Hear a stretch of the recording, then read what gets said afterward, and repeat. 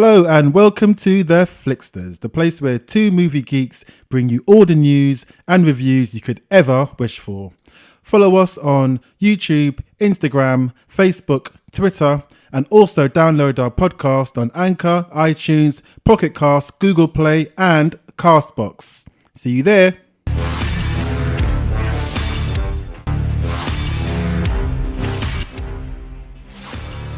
Hello, ladies and gentlemen, and welcome to another episode of the Flixters. This is our 6th episode. Where do you stand on Game of Thrones? Where do I stand on Game of Thrones? Yeah, Oh, it's a silly man. question. It's a silly question. I am of House Lannister. Lannister always pays their debts, unless they're me. I'll pay you later. No, I love Game of Thrones. Game of Thrones, I mean, from day one, I've been watching Game of Thrones from when it first came out, and I've been hooked ever since. Love it. And when you found out that this was going to be the last season, what came across your head? Do you know what? I would say I was gutted. Yeah. But at the same time, I'm happy, and I feel fortunate and proud that they are going out on their own terms, and they're going out on a high rather than, just doing the show to death and going downhill. So I'm happy. I'm it's going to be a good ending. Yeah. And for people who don't know, this is season 9. Season 8. Sorry, will be. Yeah. Season 8 is the final season. That's it. It's only going to be about 6 episodes. Yeah. But they're going to be like an hour and a half long. Yeah, feature length. Yeah. Like, come on, where have you ever seen that? Nowhere. Like, come on. They're like, these are going to be films. Yeah. So the news that I want to bring to you today, Deval, is that the spin-off or the prequel Game of Thrones called Age of Heroes is being greenlit. Age of Heroes. That's a good name. So this is going to take place like thousands of years I'm assuming thousands, because in the whole Game of Thrones, but this is going to be way before, Jon Snow, before the Stark. Well, there will be some Starks in there. Yeah. But this is greenlit, and I'm like, wow. Yeah. So that fix of Game of Thrones, it still will be there. It will continue. It will continue. So, but it's going to be kind of like a different set of characters, different set of heroes, different storyline. The most important thing is, I think George R.R. Martin, he's going to be involved in it. Okay, good. And you need that, right? You need the continuity. You need it from the source, from the horse's mouth. Exactly. He needs to be involved to make sure that everything is right. Yeah. In the way it was intended, rather than just made for TV and just edited anyhow you want to edit it. But yeah, that's going to be. I'm looking forward to that. Yeah. So I'm sad, but I'm not sad, because we're going to get something else out of it. Oh, I wonder if they're going to include Stark the Builder. There's a story of Stark the Builder who years ago was involved in building the wall. Yeah, and do you know what? And what about, will they discuss, or will this be around about the time when we saw the White Walkers? Yeah, maybe.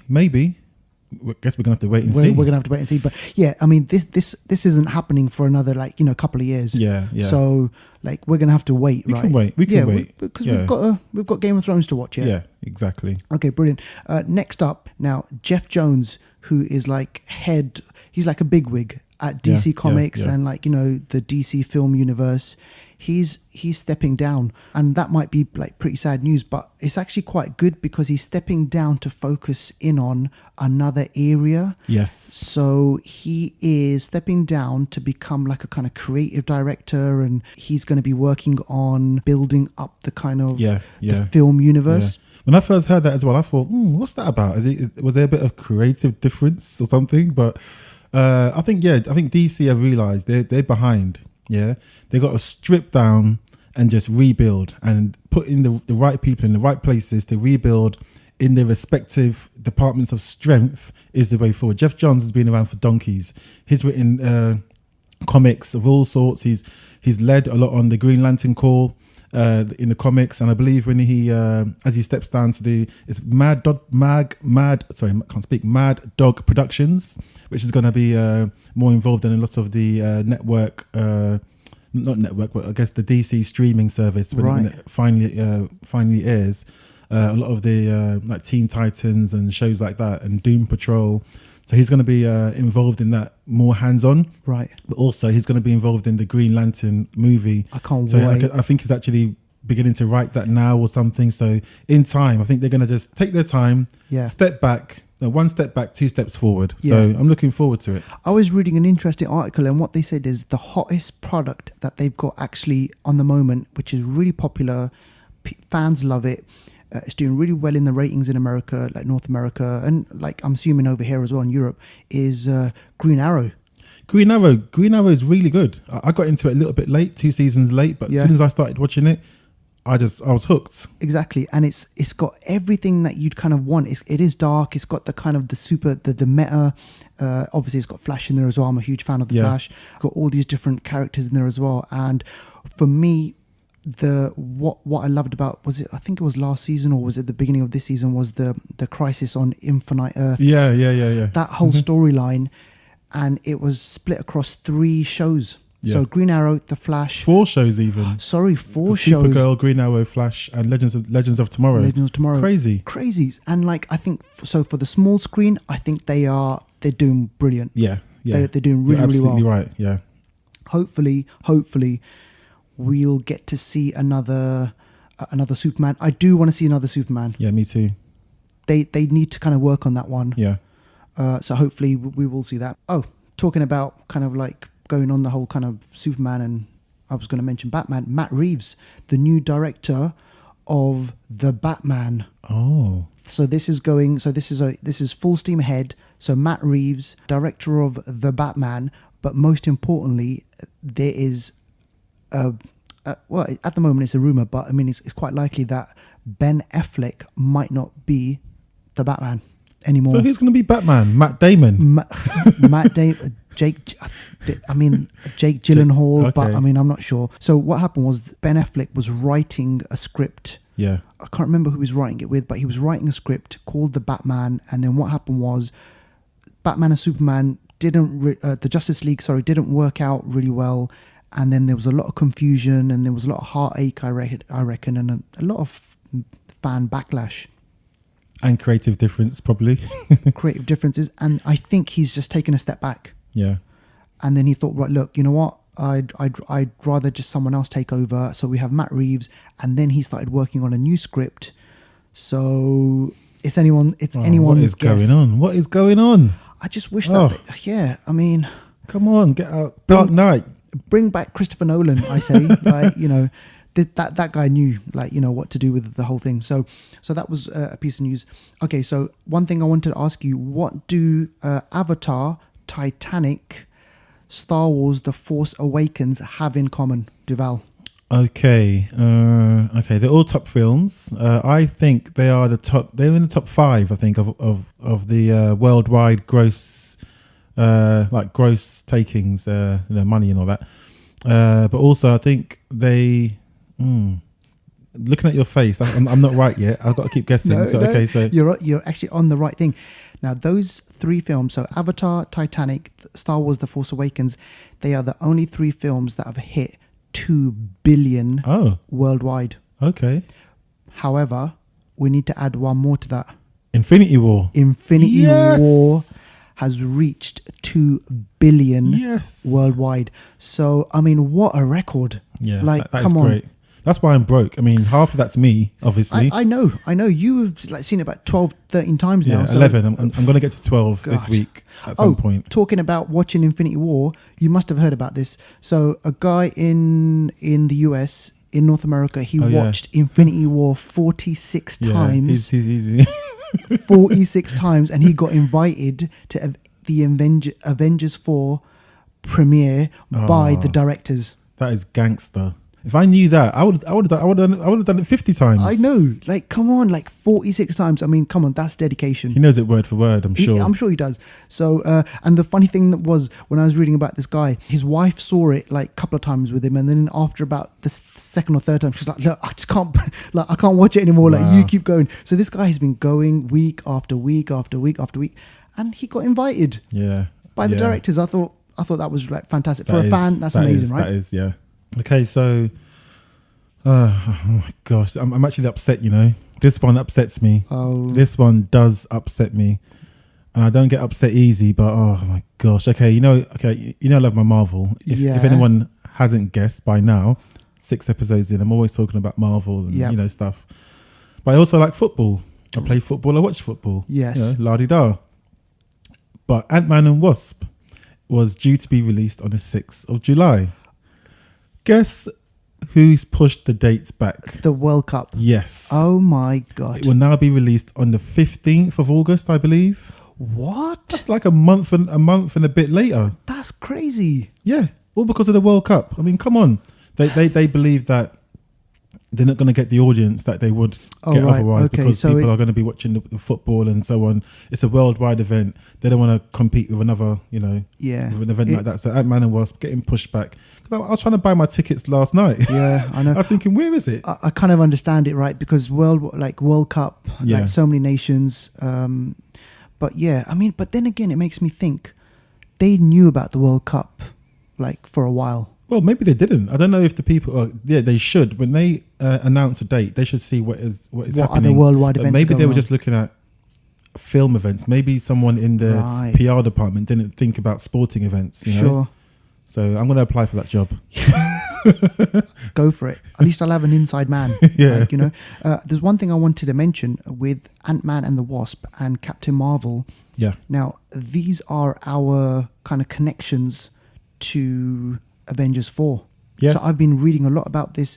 There might be kind of little nuggets in Ant-Man and the Wasp and Captain Marvel about what could happen or what we might see in Avengers 4. So I'm really looking forward to this. I think more so with especially Ant-Man and Wasp, because timeline, they're in a similar timeline. Sure. And there's got to be some sort of connective tissue between Ant-Man and Wasp and Avengers, because obviously, if you haven't seen it, guys, spoilers, but after the end of Infinity War, there's a massive, people are calling it the Snapcher.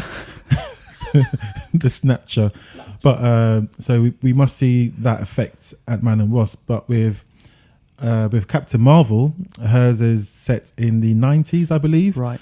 But we still, it may connect. We don't know. So we've got to wait and see. But I mean, I'm really excited to find out about it. But just a quick one on Ant-Man and Wasp. The villain. I don't know if many people know about the villain. Some ghost character. No. This ghost character is a character I think a lot of people will relate to in today's day and age. This ghost character is, the main motivation is disrupting large corporations and, toppling governments and so on.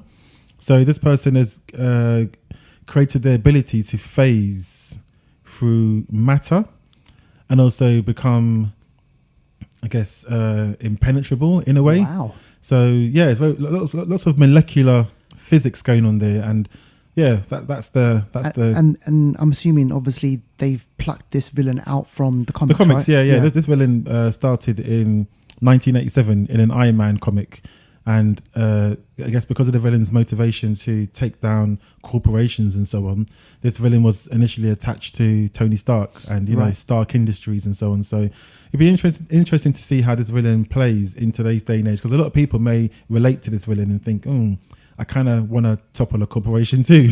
So you never know. Let's see what happens. And just on the topic of Marvel, recently I think Kevin Feige, he's the head, right? He controls he controls everything at Marvel movies, and he was at a talk recently and he started discussing about Phase 4, about what's coming in the future, and he placed a lot of emphasis on Captain Marvel and said that the character of Captain Marvel is going to be kind of like the face of Marvel going forward. Okay. So he clearly wants Captain Marvel, a female character, to be kind of like the lead, as was Iron Man from Phase 1 to Phase 3 and whatever. So I think they're putting a lot of kind of emphasis on bringing up the female characters, and there was talk of a Ms. Marvel.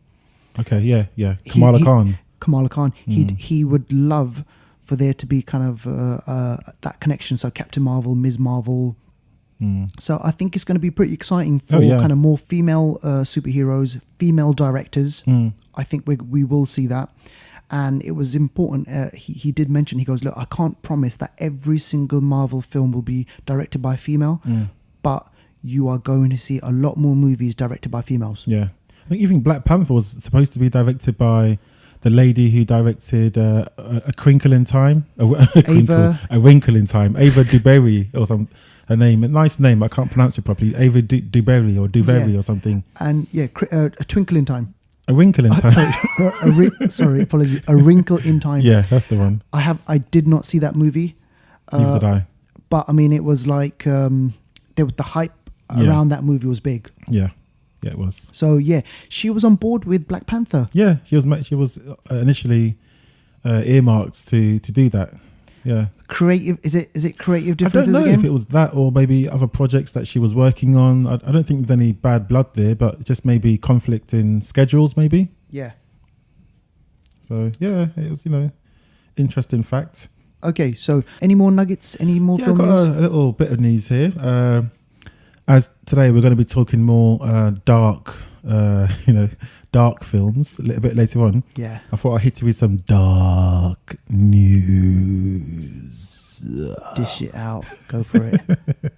So, have you heard of Lars von Trier? Yes, I have. You have, sir. He's quite a controversial film director. He is controversial. Some of the films he has been involved in or made, I should say. You've seen, I guess, Antichrist. Have you heard of that? Yeah. God. Deep film. I mean, I'm not sure how I feel about that. Yeah, I know. You've obviously seen Nymphomaniac. Who hasn't? 50 times. Like, yeah, who hasn't? Part 1 and part 2. I think we've all seen it, haven't we? Also, Melancholia. Kirsten Dunst. Kirsten Dunst. Yep. Maybe Jane. Yeah, so yeah, he's got some, very controversial person. A lot of his films are banned in certain countries. Yeah. But were you going to say something there? No, I was just going to say, he does come up with they're thought-provoking films. Yeah. They do actually make you think, and sometimes not in a good way. Yeah. But still nevertheless, make you think. Exactly. They still make which you I think. think is still an achievement. Yeah. But yeah, Lars von Trier is or has made a film called The House That Jack Built. Not sure if you've heard of that. It's a really... I have not heard of this. The title suggests, some sort of Bob the Builder type film story, let's build a house. Yay.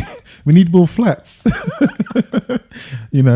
So it's listed as a blackly comic thriller, but don't trust that. I don't. It's got Matt Damon, Uma Thurman. Oh. And it follows the murder spree of a serial killer over several decades. This film was aired or it was shown at a film festival recently, and there were over 100 walkouts. There were over 100 walkouts. People were like, "What the heck are you showing us?" Yeah, it was described as having grotesque killing scenes, mutilation scenes, and killing of children. Oh yes, my the younglings. God. We shouldn't be laughing, but this director shocked. I mean, how can you get 100 walkouts at a film festival? Film festivals are not jam packed. Probably 200 people there. Yeah, 100 walkout, half the audience. Go for a quick coffee. I'll come back later. It just makes me think, how the hell did he rope in Matt Damon and Uma Thurman into this? But that just shows you that I think actors are willing to go to those dark places. Yeah. And if there's one director who'll kind of bring out that performance or get that in a story, I think it's him, right? Yeah. But I want to watch this film. I can't wait till it's out. It's Seriously, out. man. It said it's out in November. I hope it's out earlier. I hope they don't cancel it or I'll find it. Trust banned me. or something. I'll find it. I'll turn Liam Neeson on them. I'll find you. I have a very particular set of skills finding films that are banned. Holy shit! I can't wait.